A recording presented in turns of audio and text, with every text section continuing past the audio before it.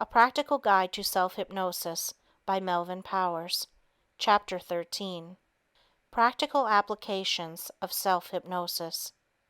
With hypnosis on the march, there is practically no limit to its uses in the field of medicine, and new applications are being discovered every day. It should not be necessary to add, however, that some of these uses should remain as they are, in the hands of professionals with years of experience in the area. One of the themes of this book has been that laymen should use hypnosis discriminately and intelligently. No responsible therapist would ever recommend masking or removing a symptom which was indicative of organic disease. For that reason, the practical uses of self-hypnosis will be limited to measures that can be taken safely by the layman.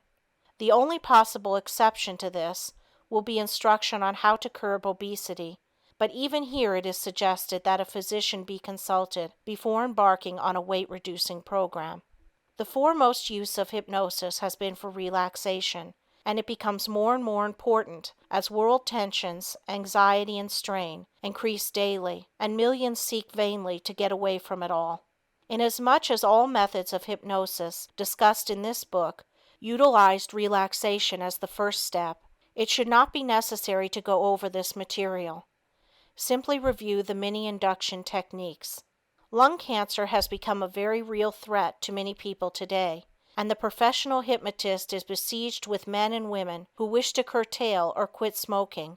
This is easier said than done, because smoking, although there are no physical withdrawal symptoms when one stops, is a strong conditioned reflex, and cannot, except in rare instances, be accomplished by the will alone. The best way to stop smoking is to make it an impossibility, and that is exactly what you do when you follow the method touched on in an earlier chapter. All of us have tasted or smelled certain foods or medicines that nauseate us. The subject who wishes to quit smoking is asked to conjure up the vision and the actual taste and smell of the substances which upset his stomach and offend his nostrils, transferring its properties to cigarettes. This, of course, must be done under hypnosis. The subject then conditions himself in the following manner. 1. This cigarette tastes and smells just like mention name of repugnant substance. 2. It is the most vile and repugnant taste I have ever encountered, and I shall not be able to continue after the third puff. At the third puff, I will develop a paroxysm of coughing. 3. I cannot smoke the cigarette any longer, and I will have to put it out. This sounds like a simple procedure, and yet it has worked for thousands. Some switch to chewing gum or candy, but the cure essentially lies in substituting one conditioned reflex for another. This is comparatively easy with hypnosis because, unlike narcotics, barbiturates, or alcohol, smoking is purely a psychological addiction. There is no need for tapering off. Stopping drinking, unlike smoking, doesn't involve merely the creation of physical aversion to the drug. The patient's entire personality should be changed, and more mature viewpoints substituted for the unrealistic and infantile viewpoints which led to the addiction in the first place. The subject should give himself suggestions that he will be able to face up to the problems of everyday life without recourse to the crutch of alcohol. It is a well-known fact that nothing is as bad as we think it is going to be once we confront it. One of the strange aspects of drinking is that it is actually a form of self-hypnosis, and the cure lies in substituting a new viewpoint for the old. This fact can be demonstrated by the fact that drinking is begun in the first place so that the individual can be one of the boys, or because it is the thing to do. Those who do not drink, at least as a social lubricant, according to this code, are squares. Because of this, self-hypnosis must be directed toward reorienting one's sense of values. Sober reflection should convince anyone that the truly intelligent person does not drink to excess. Nail biting is an unsightly habit, one that may even hinder one's social acceptance. The help lies in a therapeutic approach similar to that for cigarettes. It is not hard to predict that many of those reading these pages are suffering from overweight. With 30 million Americans in this category, it has become one of the nation's chief health problems, and it is the predisposing factor in many other diseases, such as heart trouble, diabetes, hypertension, and atherosclerosis. If you are overweight, it is well to remember that, unless you are one in a million, you cannot blame your glands. The plain truth is that you eat too much. We know today that overeating for some is an emotional problem, stemming from feelings of rejection and insecurity. Individuals who feel unloved, whether this is truly the case or not, make up for this lack to themselves by stuffing in large quantities of food. It would even appear that these people are masochistic, making themselves even more unloved by their gross gastronomical habits. A big factor in overweight in women is raiding the refrigerator while doing their housework. Many of them do this so unconsciously that they swear they eat less than most people. There are a number of appetite-curbing drugs on the market today, but they should not be necessary for anyone who has acquired self-hypnosis.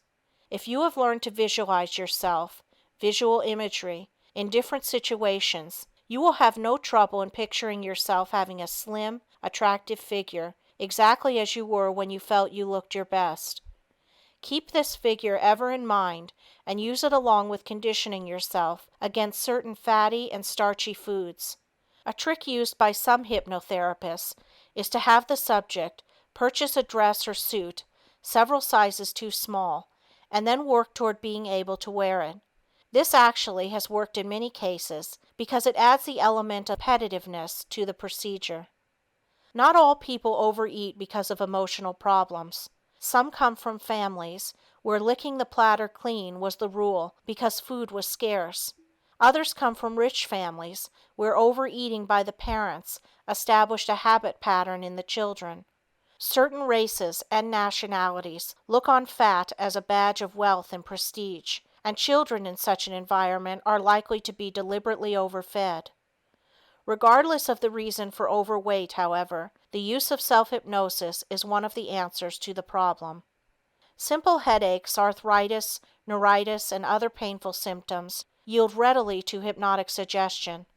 If physicians have given up on the problem and placed a subject on a maintenance drug dosage for pain, hypnosis can potentiate the drugs or even obviate them. Two of the major uses of hypnosis are in childbirth and for intractable pain of cancer or some other incurable diseases. Although patients usually start with heterohypnosis, they are put on self-hypnosis as soon as possible, and there are many cases of women waiting too long and having their babies at home painlessly through self-hypnosis. The father invariably is the only one excited in such cases. The mother knows that she is an excellent subject and has been instructed in prenatal classes about every contingency that could arise. Inasmuch as stopping the birth pangs is similar to stopping other pain, the method should be learned so that it can be accomplished in a minimum of time. The best way to stop pain is to let your right arm slowly rise while you are under hypnotic suggestion. Do not help it. If the suggestions are strong enough, it will float up. As soon as the arm is straight overhead, you should give yourself the suggestion that it is as rigid and unbending as a bar of steel. Following this, a suggestion is given that the hand is beginning to tingle and become numb. As soon as the numbness has spread throughout the entire hand, it will be insensible to pain. The hand is then placed against the part of the body where the pain exists, and you will feel the numbness flowing from the hand to the affected area. This happens as a result of your suggestions and is the method followed by most subjects. Only a deep somnambulistic subject is able to remove pain by direct suggestion to the painful part. There are many people today using self-hypnosis in the realm of sports, and an entire book has been written on improving one's golf game with this method. It is called How You Can Play Better Golf Using Self-Hypnosis by Jack Heiss, Wilshire Book Company, publishers. Dr. Huber Grimm, team physician of the Seattle University basketball team, recently related the results when Dave Mills, a 6 foot 5 inch junior forward, asked for his help because he froze during competition. He had been benched on the eve of the West Coast Athletic Conference tournament in San Francisco. Spectators made Mills so fearful that he was afraid he would make mistakes, and in this frame of mind, of course, he did. Under hypnosis, Dr. Grimm suggested to Dave that he would be unaware of the spectators, be completely relaxed, and would play exceedingly well. Dr. Grimm asked coach Vince Cazzetta to allow Dave to play, and the result was astounding. Mills scored 60 points and cleared 63 rebounds, and his brilliant play led to his selection on an all-tournament team. "All I did was free his spirit," Dr. Grimm reported. "He was in need of confidence, and I gave it to him through hypnosis." The Associated Press told the story as follows: Dave Mills, a vacuum cleaner off the backboards, led a fast-breaking Seattle University team to victory last night. It was hard to recognize Mills as the same player who has been with the Chieftains all year. Dr. William S. Kroger, a pioneer in hypnosis, undertook to improve the batting of a professional baseball player with equally sensational results. The player had been banned, and his fear of a reoccurrence was so strong that he became plate shy. He had changed his batting stance so that he always had one foot in the bucket, so that he could back away from the plate more quickly. He was given a post-hypnotic suggestion that such an event happening again was exceedingly remote, and this was amplified by suggestions of confidence that he would immediately start slugging as well as ever. His batting average soared immediately. Dr. Michio Akea, professor of physiology at Tokyo University, and Dr. Arthur H. Steinhaus of the George Williams Laboratory of Physiologic Research in Physical Education, Chicago, have proved that track men can far surpass their best previous times under hypnosis.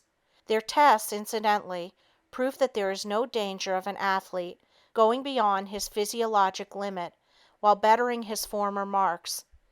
They attribute the superior performances to the removal of inhibitions, which psychologically prevent an athlete from doing his best. This report was made before the International Congress on Health and Fitness in the Modern World, held in Rome during the last Olympic Games.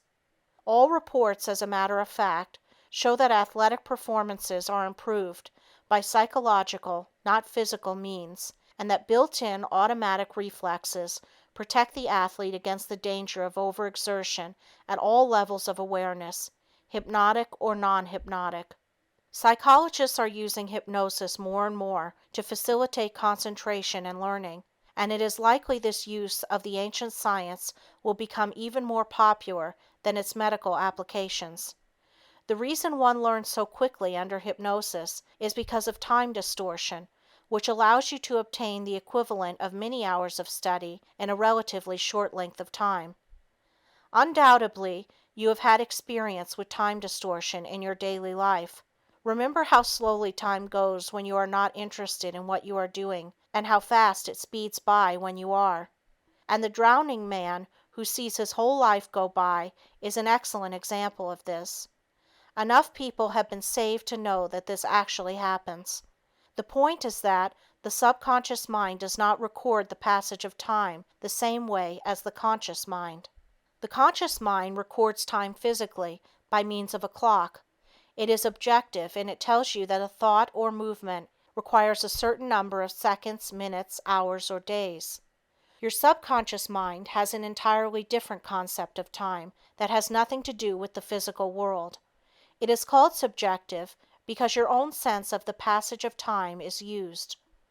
Personal time varies according to the circumstances in which you find yourself. Haven't you noticed that when you are happy or extremely interested in something, time passes quickly?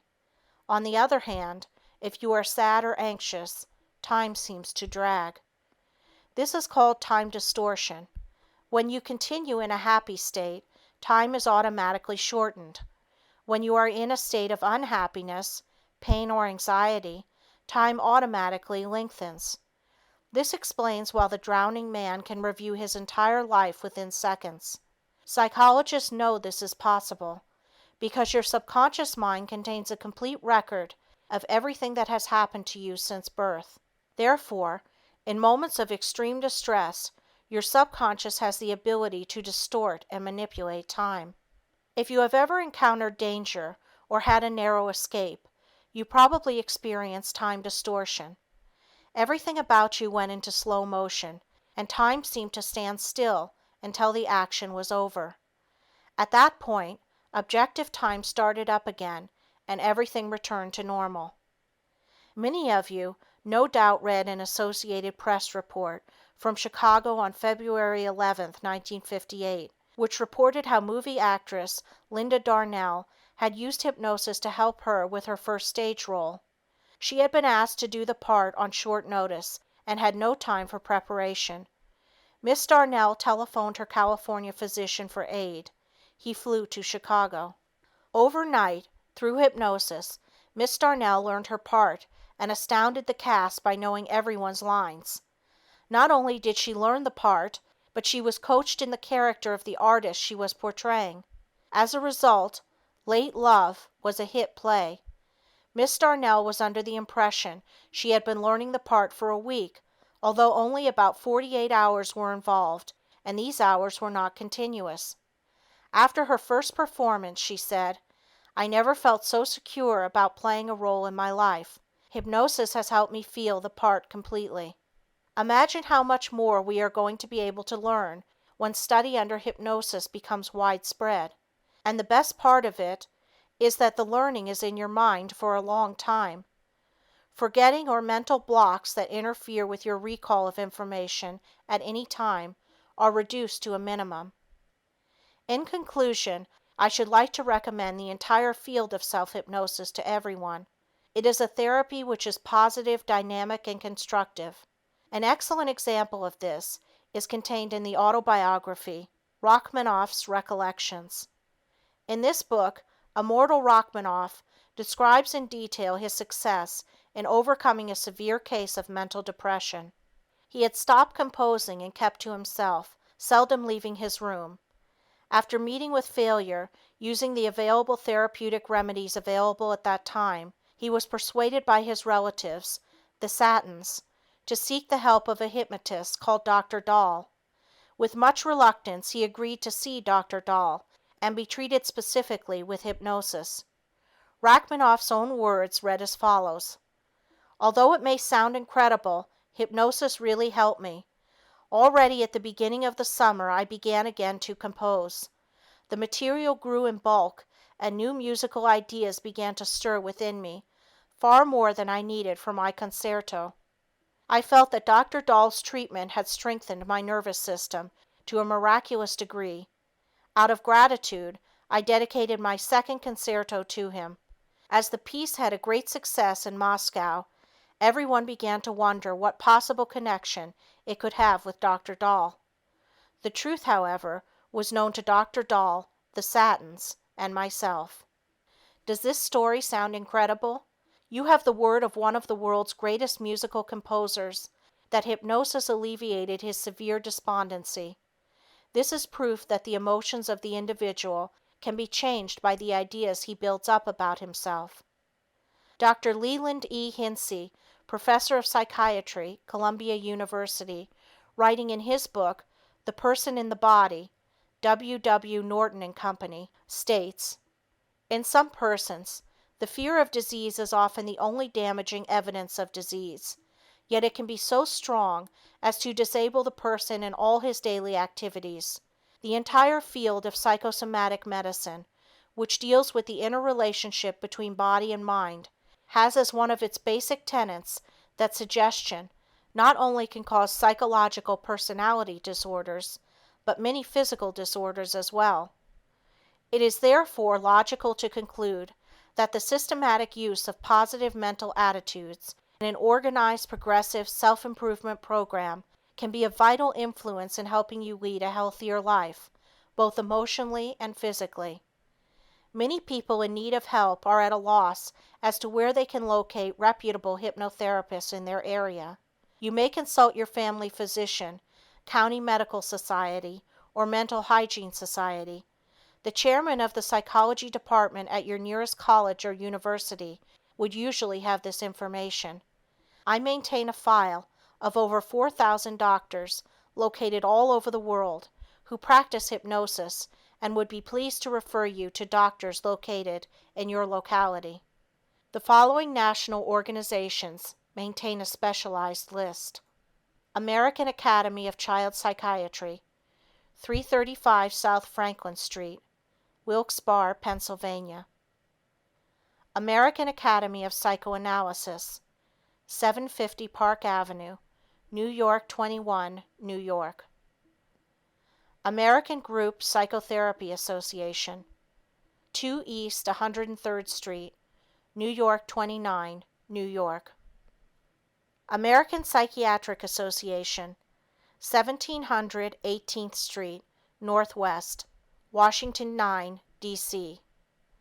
American Psychological Association, 1333 16th Street, Northwest, Washington, D.C. American Speech and Hearing Association, 10801 Rockville Pike, Rockville, Maryland, 20852. National Association for Mental Health, 10 Columbus Circle, New York 19, New York.